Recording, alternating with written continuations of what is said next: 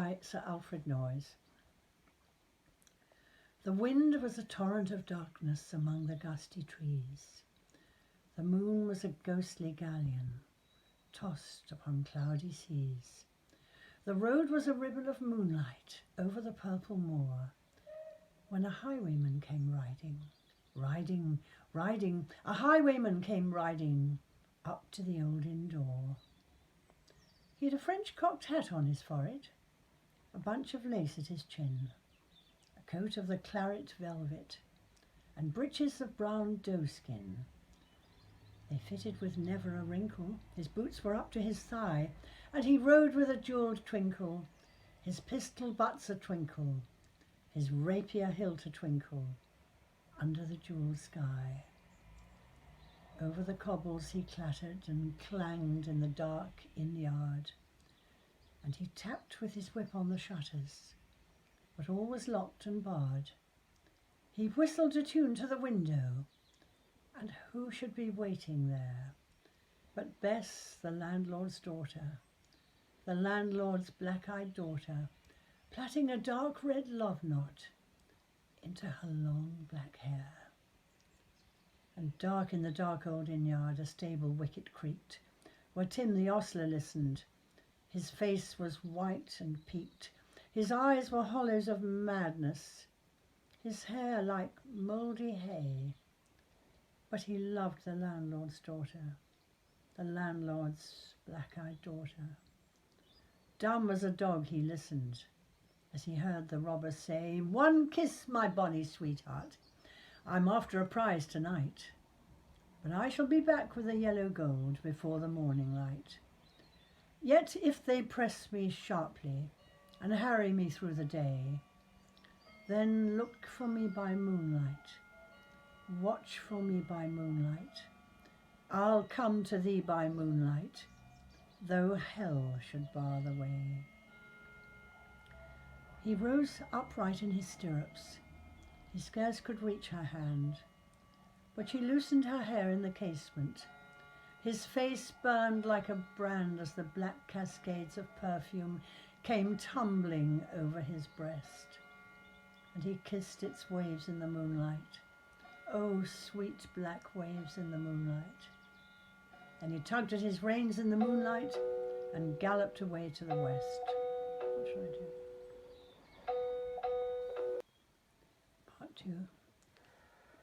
He did not come in the morning, he did not come in the noon, but out of the tawny sunset before the rise of the moon, on the road as a gypsy's ribbon looping the purple moor, King George's men came marching, marching, marching. King George's men came marching up to the old inn door. They said no word to the landlord. They drank his ale instead. But they gagged his daughter and bound her to the foot of her narrow bed. Two of them knelt at the casements with muskets by their side. There was death at every window, and hell at one dark window, for Bess could see through her casement the road that he would ride. They had tied her up to attention with many a sniggering jest. They had placed a musket beside her with the barrel beneath her breast. "Now keep good watch," and they kissed her. She heard the robber say, "Look for me by moonlight, watch for me by moonlight. I'll come to thee by moonlight, though hell should bar the way." She twisted her hands behind her, but all the knots held good. She writhed her hands till her fingers were wet with sweat or blood.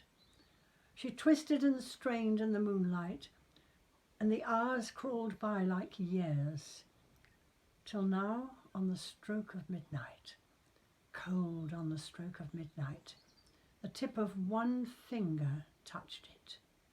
The trigger, at least, was hers.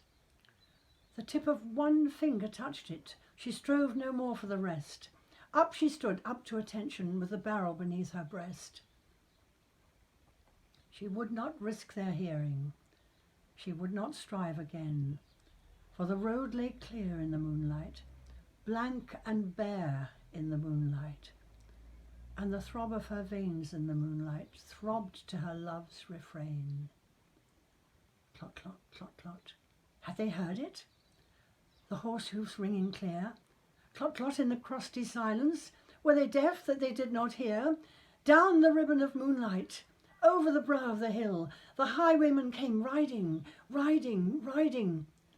The redcoats looked to their priming. She stood up straight and still. Clot, clot in the frosty silence, clot, clot in the echoing night. Nearer he came and nearer. Her face burned like a light. She said one prayer in the moonlight, one little prayer. Then her musket shattered the moonlight. Her finger moved in the moonlight. Her musket shattered the moonlight, shattered her breast in the moonlight, and warned him with her death. He turned, he spurred to the westward. He did not know who stood, bowed with her head o'er musket, drenched in her own red blood. Not till the dawn he heard it, and slowly blanched to hear how Bess, the landlord's daughter, the landlord's red-lipped daughter, had watched for her love in the moonlight and died in the darkness there. Back he spurred like a madman, shrieking a curse to the skies, with the white road smoking behind him and the death light in his eyes. And they shot him down in the highway, down like a dog on the highway. And he lay in his blood on the highway, with the bunch of lace at his chin.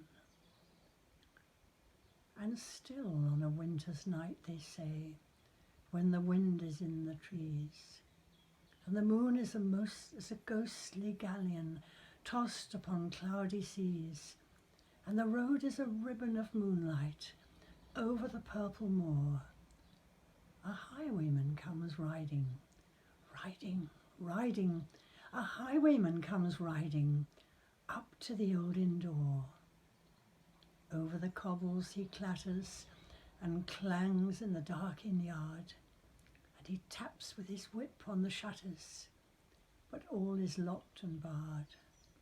He whistles a tune to the window, and who should be waiting there but Bess, the landlord's daughter, the landlord's black-eyed daughter, plaiting a dark red love knot into her long black hair.